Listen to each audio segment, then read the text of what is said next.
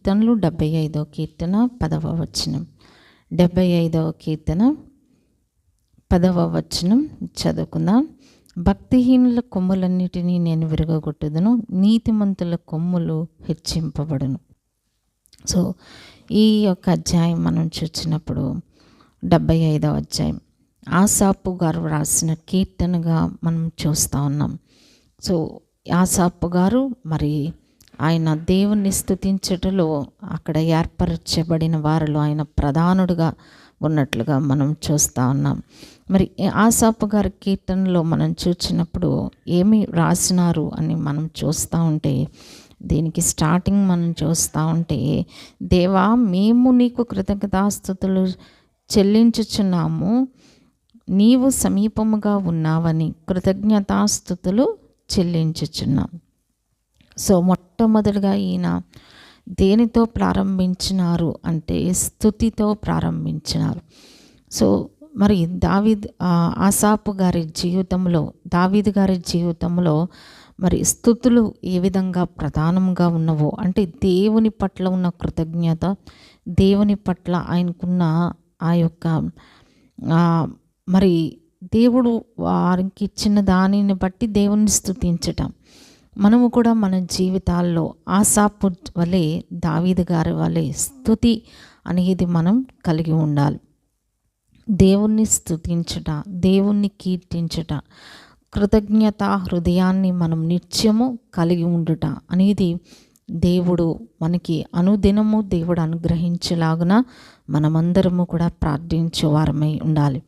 ఈయన ఏమని దేవుణ్ణి స్తుతిస్తున్నారంటే, మరి నీవు సమీపముగా ఉన్నావు అని. మరి ఆయన ఎప్పుడు కూడా మనకి సమీపముగా ఉండే దేవుడు. అందుకని ఆయన నిజముగా మొరపెట్టే వారికి సమీపముగా ఉండే దేవుడు. ఎవరికి సమీపంగా ఉంటారంటే నిజముగా మొరపెట్టే వారికి సమీపంగా ఉంటారు. రెండవదిగా ఆయన గర్విష్ఠులను దూరము నుండి బాగుగా ఎరుగును అని దేవుని యొక్క వాక్యంలో ఉంది. సో గర్విష్ఠులు అంటే ఆపోజిట్ వర్డ్ ఏంటండి? దీనులు. సో గర్విష్ఠులను ఎక్కడ నుండి ఆయన చూస్తూ ఉంటారట? దూరము నుండి చూస్తూ ఉంటారు. సో మనం హృదయాల్లో గర్వాన్ని ఎంటర్టైన్ చేస్తూ మరి మనం ప్రార్థిస్తున్నా, స్తుతిస్తూ ఉన్నా ఆయన మనకు సమీపముగా ఉండరు కదా. సో ఆయన మరి ఎవరికి సమీపముగా ఉంటారు? ఆయనకు మొరపెట్టు వారికి, నిజముగా ఆయనకు మొరపెట్టే వారికి సమీపముగా ఉండే దేవుడు. ఎవరు దేవుణ్ణి స్తుతించగలరు? గర్వ హృదయంతో ఉన్నవారు దేవుణ్ణి స్తుతించలేరు. రెండవదిగా నిజముగా మొరపెట్టలేని వారు దేవుణ్ణి స్తుతించలేరు. సో నిజంగా మొరపెట్టడం అంటే నిజంగా మనం దేవుణ్ణి ఆశ్రయించడం. అనేక మంది ఎలా ఆశ్రయిస్తారు? 50-50గా ఆశ్రయిస్తారు.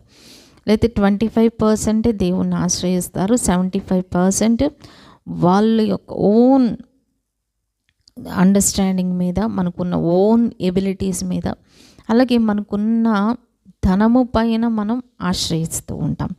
అదే ఇక్కడ భక్తుడు తెలియచేస్తూ ఉన్నారు. సో మనము దేవుణ్ణి స్తుతించే వారిగా మనం ఉన్నప్పుడు మరి దేవుడు తన కార్యమును జరిగించేవారిగా ఉంటారు. కాబట్టి మనము ఎప్పుడైతే మనము స్తుతించే వారిగా ఉంటామో మన జీవితాల్లో దేవుడు జరిగించే కార్యములు ఏంటి అని మనం చూస్తూ ఉంటే, ఈ మనము 10వ వచనములో భక్తిహీనుల కొమ్ములనన్నిటినీ నేను విరగొట్టుదును. సో మరి భక్తిహీనులకి ఏముంటాయండి? కొమ్ములు ఉంటాయి. నీతిమంతుల కొమ్ములు కూడా ఉంటాయి. సో భక్తిహీనుల కొమ్ములన్నిటినీ అంటే ఏదైతే వాళ్ళ జీవితాల్లో అతిశయముగా, ఏదైతే వాళ్ళ జీవితాల్లో గర్వముగా మరి ఉంటారో దానిని బట్టి ఆశ్రయిస్తూ ఉంటారు. అంటే మనకి సామెతల గ్రంథంలో కదా, ధనవంతునికి వాని ఆస్తి అతనికి ఆశ్రయ పట్టణము, అది ఎత్తైన ప్రాకారం. అంటే వాళ్ళని కాపాడేది ధనమే అని నమ్ముతారు. అది వాళ్ళ జీవితాల్లో ఏంటండి? ఆశ్రయం అన్నమాట. సో నిజముగా మనము దీనులమైతే మనం ఏం చేస్తూ ఉంటాం? దేవుణ్ణి ఆశ్రయిస్తూ ఉంటాం. అందుకే నిజముగా మొరపెట్టుట. అంటే ఎవరైతే హృదయాల్లో మరి దేవునికి ప్రేయర్ చేస్తూనే ధనమును ఆశ్రయిస్తూ ఉంటారో, రెండవదిగా అది ధనము అనేది ఆశ్రయపట్నముగా ఎంచుకుంటా ఉంటారో వారిలో గర్వం ఉంటుంది. తద్వారా వాళ్ళు దేవుణ్ణి ఆశ్రయించలేరు. సో ప్రభువు కూడా అలాంటి వారికి దూరముగా ఉంటారని దేవుని యొక్క వాక్యం తెలియజేస్తుంది. కానీ మనలో దీనత్వం అనేది మనకి ఉండాలి. రెండవదిగా మనం ఎప్పుడైతే దీనులుగా ఉంటామో మనము దేవుణ్ణి సంపూర్ణంగా మనం ఆశ్రయించగలం. అందుకని ఆయన మరి బలిష్టమైన చేతి క్రింద మనం ఎలా ఉండాలట, దీన మనస్కులమై మనం ఉన్నప్పుడు మరి దీనుల ప్రార్థన దేవుడు ఆలకించేవారిగా ఉంటారు. మనం ఆ విధంగా ఉన్నప్పుడు మన జీవితాల్లో నీతిగా ఉన్నప్పుడు దేవుడు మన కొమ్మును హెచ్చించువారిగా ఉన్నారు. భక్తిహీనుల కొమ్ములు ఎందుకు కొమ్ములు ఉంటాయంటే ఎదుట వారిని బాధించడానికి భక్తిహీనుల కొమ్ములు ఉంటాయి. కాబట్టి దేవుడు భక్తిహీనుల కొమ్ములను ఏం చేస్తూ ఉంటారంట, విరగగొట్టి వేస్తూ ఉంటారనమాట. వాటిని బ్రేక్ చేస్తూ ఉంటారు. కాబట్టి మనము అంటే ఇక్కడ వికెట్ మెన్ అని కూడా ఉంటుంది. సో ఎవరైతే కీడు చేసేవారిగా వాళ్ళ కొమ్ములు హెచ్చించుకుంటారో, ధనమును ఆశ్రయంగా చేసుకుని, గర్వాన్ని ఆశ్రయంగా చేసుకుని మరి వారి కొమ్ములతో నీతిమంతులను బాధించాలి అనే వారి యొక్క కొమ్ములను దేవుడు ఏం చేసేవారిగా ఉన్నారండి, విరగగొట్టేవారిగా ఉన్నారు. నీతిమంతుల కొమ్ములు ఆయన ఏం చేస్తూ ఉంటారు, హెచ్చించువారిగా ఉన్నారు. సో మనకి తెలుసు సౌలు దావీదు గారి యొక్క జీవితంలో మనం చూసినప్పుడు సౌలు దేవుని దృష్టిలో వికెట్గా ఉన్నాడు. సో తన యొక్క కొమ్ములు ఏం చేసినారు, ప్రభు విరగగొట్టినారు. కానీ దావీదు కొమ్మును దేవుడు ఏం చేసినారు, హెచ్చించినారు. అందుకే సౌలు ఏం చేస్తూ ఉండేవాడు, దావీదును బాధపరచాలి, దావీదును లేకుండా చెయ్యాలి అని దావీదును వెంబడిస్తూ దావీదుని ఏదో విధంగా దావీదును బాధ పెట్టాలని చివరి వరకు తను ప్రయత్నం చేసినాడు. కానీ సమయం వచ్చినప్పుడు దేవుడు సౌలు కొమ్ములను విరగొట్టినారు. అంటే దేవుడు తనకిచ్చిన ఆ రాజరికాన్ని, ఆ యొక్క అధికారమును కూడా వాటిని తను మరి ఎందుకు ఉపయోగించుకున్నాడు, నీతి కలిగి జీవించడానికి తను ఒప్పుకోలేదు, తను కృతజ్ఞతా హృదయం కలిగి ఉండలేదు. ఇది చాలా ప్రమాదకరం. ఎప్పుడైతే అందుకని ఇక్కడ ఆసాపు గారు రాసిన కీర్తనలో కూడా దేంతో ప్రారంభించారండి, స్తుతితో ప్రారంభించారు. అంటే దేవుడు మనకి ఇచ్చిన వాటి ఎడల కృతజ్ఞత కలిగి లేకుండా మనం ఉంటే ఏమవుతూ ఉంటుంది, గ్రాడ్యువల్గా గర్వం అనేది ఎంటర్ అయిపోతూ ఉంటుంది. నేను, నా తెలివి, నా జ్ఞానము, నా యొక్క సమస్తమైన వైభవము, నాకున్న పరిస్థితులు అని, నాకున్న ధనం అని చెప్పి మన మనస్సు దానిపైన వెళ్ళిపోతూ ఉంటుంది. అందుకని ఆసాపు గారు ఈ కీర్తనలో మనం చూస్తూ ఉంటే ఆయన ప్రారంభించిందే స్థుతితో ప్రారంభించారు. ఎప్పుడైతే నీతిమంతులు ఏం చేస్తారండి, సంతోష గానములు చేస్తారు. అలాగే నీతిమంతుల గృహములో ఏముంటుంది, రక్షణ గూర్చిన ఉత్సాహనాదం ఉంటుంది. సో అందువల్ల దేవుడు నీతిమంతుల కొమ్ములు ఏం చేస్తూ ఉంటారు, హెచ్చిస్తూ ఉంటారు. దావీదు గారి జీవితంలో కూడా మనం చూస్తూ ఉంటే ఆయన జీవితంలో ఏముందండి, స్తుతి, దేవుని పట్ల కృతజ్ఞత, ఈ విధంగా కలిగి ఉన్నారు. కాబట్టి దావీదు కొమ్మును హెచ్చించారు, సౌలు కొమ్ములను విరగొట్టినారు. అంటే తనకిచ్చిన వాటితో దేవుని పట్ల కృతజ్ఞత కలిగి లేడు, సరిగదా. ఆ స్థానంలో గర్వం వచ్చింది. ఆ స్థానంలో ఆ అధికారముతో దేవుడు ఏ అధికారము ఇచ్చారు తనకి, ఇశ్రాయేల్ ప్రజలపై రాజుగా చేశారు. ఎందుకు చేశారు, ఆ రాజ్యాన్ని పరిపాలించడానికి, ఆ ప్రజలను పరిపాలించడానికి. బట్ దేని కొరకు దాన్ని ఉపయోగించినాడండి, దావీదును పర్సీవ్ చేయడానికి, దావీదును మరి ఎక్కడికి వెళ్ళిన దావీదును మరి పట్టుకోవాలి, దావీదును వెదకాలి, దావీదుకు నెమ్మది లేకుండా చేయాలి, దావీదుని ఈ లోకంలో లేకుండా చేయాలని సౌలు తన అధికారాన్ని ఉపయోగించాడు కదా. అందుకే జీఫీలు వచ్చి చెప్పినప్పుడు, వాళ్ళలా చెప్పినప్పుడు ఏమంటున్నాడు, వెంటనే సైన్యంతో తను అక్కడికి వెళ్ళిపోతూ ఉన్నాడు. అంటే తనకి ఇచ్చిన అధికారాన్ని, తనకి ఇచ్చిన కొమ్మును మరి దేవుడు హెచ్చించినారు, కానీ ఆ కొమ్మును దావీదును బాధపరచడానికి తను ఉపయోగిస్తూ ఉన్నాడు. అందుకని దేవుడు ఏం చేసినారు, ఆ కొమ్మును విరగగొట్టినారు. నీతిమంతుల కొమ్ము హెచ్చింపబడును. సో మన జీవితాల్లో మనం నీతిగా జీవిస్తున్నట్లయితే మరి ఇలాంటి మరి ఇక్కడ రెండు కూడా ఎందుకు రాయించినారంటే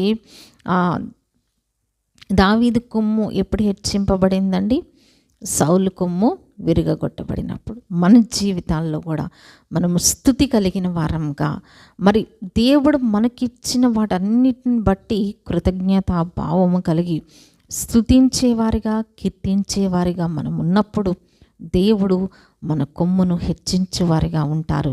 ఎట్ ద సేమ్ టైం భక్తిహీనుల కొమ్ములను ఆయన విరగొట్టేవారిగా ఉన్నారనే విషయాలు మనం గ్రహించాలి. ఒకవేళ మనం మన జీవితాల్లో ఇలాంటి భక్తిహీనుల కొమ్ములతో మనం బాధపడుతూ ఉన్నామేమో, దేవుడు వారికిచ్చిన ఘనతను, వారికిచ్చిన గౌరవమును, వారికిచ్చిన ఆధిక్యతలను బట్టి మనల్ని బాధించేవారిగా, నీతిగా జీవిస్తున్న మనల్ని బాధించేవారిగా ఉన్నారేమో. దేవుడు ఈ దినాన మనకి జ్ఞాపకం చేసేది ఏంటంటే, మనము కృతజ్ఞతా హృదయం కలిగి ఉన్నప్పుడు దేవుడు మన కొమ్మును హెచ్చించువారిగా ఉన్నారు, భక్తిహీనుల కొమ్మును విరుగగొట్టేవారిగా ఉన్నారు. అందుకని ఇదే 75వ కీర్తనలో కొంచెం మనం చూస్తే 4వ వచనంలో ఏముందండి, అహంకారులై ఉండకూడని అహంకారులకు నేను ఆజ్ఞ ఇచ్చుచున్నాను. అహంకారులకు దేవుడు ఏం వాగ్దానం చేస్తున్నారు, ఏమి ఆజ్ఞ ఇస్తున్నారండి, అహంకారులై ఉండకూడి అని అహంకారులకు ఆజ్ఞాపిస్తున్నారు. ఒకవేళ మన జీవితంలో మనకు కలిగిన వాటిని బట్టి మనం ఏమన్నా అహంకారం కలిగి ఉంటున్నామే. అందుకని యెహోవాకు అసహ్యమైనవి 6 కలవు, 7 ఆయనకు హేయములని దాంట్లో ఏముందండి, అహంకార దృష్టి. సో ఈ అహంకార దృష్టి అనేది దేవునికి చాలా అసహ్యమైనది, హేయమైనది. మన కొమ్ము హెచ్చింపబడాలి అంటే దీనత్వం కలిగి ఉండాలి. మరి ప్రభు ఇచ్చిన వాటిని బట్టి ఎప్పుడూ మన హృదయంలో ఆ స్తుతి అనేది మనకు ఉండాలి. 3వదిగా అహంకారులై ఉండకూడి. ఒకవేళ మన కొమ్ములు హెచ్చింపబడకుండా ఉన్నవేమో, మరి ఈ దినాన మనము ఒక్కసారి వాటిని మనం టెస్ట్ చేసుకోవాలి. అహంకారం నాలో ఉన్నదేమో, అది ప్రభువా నాలో నుండి తీసివేయండి. అది దేవుని యొక్క ఆజ్ఞ అండి. ఆ తర్వాత 5వ వచనంలో మనం చూస్తూ ఉంటే, కొమ్ము ఎత్తకుడి, ఎత్తబడి కొమ్ము ఎత్తబడి ఎత్తుగా కొమ్ము ఎత్తకుడి అని ఇక్కడ తెలియజేస్తున్నారు. కొమ్ము ఎత్తకుడి. సో ఒకవేళ మన లైఫ్లో ఇదే నాకు ఆశ్రయము, చాలామంది డబ్బును బట్టి, స్థితిగతులను బట్టి కొమ్ము ఎత్తుతూ ఉన్నారేమో, అలాంటివి మీరు ఎత్తకండి అని ఇక్కడ భక్తుడు తెలియచేస్తూ ఉన్నారు. అంతేకాదు పొగరు పట్టి మాటలాడకుడి అని ఇక్కడ తెలియచేస్తున్నారు. అలాగే అని భక్తిహీనులకు నేను ఆజ్ఞ ఇచ్చుచున్నాను. ఏమంటున్నారండి, భక్తిహీనత ఉన్నప్పుడు, దుష్టత్వం ఉన్నప్పుడు ఎలాంటి మాటలు వస్తుంటాయండి, పొగరు పట్టిన మాటలు.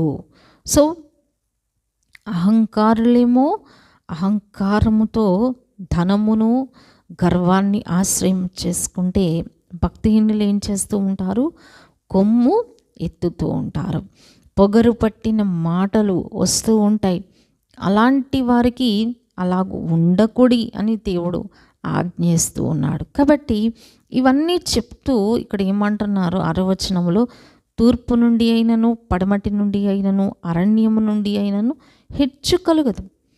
సో అంటే మనకున్న వాటిని బట్టి ఆ సైడ్ నుంచి ఘనత వస్తుందేమో, ఈ సైడ్ నుంచి ఘనత వస్తుంది, నాకున్న వాటిని బట్టి ఘనత వస్తుంది అని మరి అనుకుంటున్నామేమో. అలాంటివి కాదు. ఇక్కడ ఫైనల్గా దేవుడు ఇచ్చేది ఏంటంటే, దేవుడే తీర్పు తీర్చేవాడు.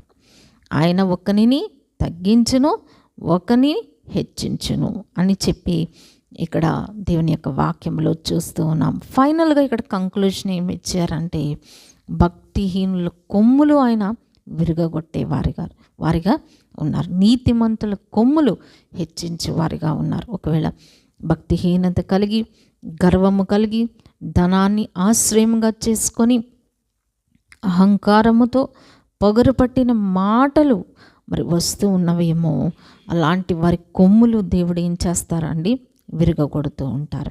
కాబట్టి నీతిమంతుల కొమ్ముగా మనది ఉండి హెచ్చింపబడాలి అంటే దీనత్వము, మరి దేవుణ్ణి స్తుతించుట, దేవుణ్ణి ఆశ్రయించుట, ఆయన బలిష్టమైన చేతి క్రింద మనము దీన మనస్కులుగా ఉన్నప్పుడు దేవుడు మనలను దీవించి మన కొమ్మును, దావీదు కొమ్మును హెచ్చించిన దేవుడు మన కొమ్మును కూడా హెచ్చించే వారిగా ఉన్నారు. సౌలు కొమ్ములు విరగొట్టిన దేవుడు భక్తిహీనుల కొమ్ములు విరగొట్టే వారిగా ఉన్నారు. ప్రభు అట్టి కృపలు ఇది మనందరికీ సమృద్ధిగా దయచేయును గాక. ఆమేన్.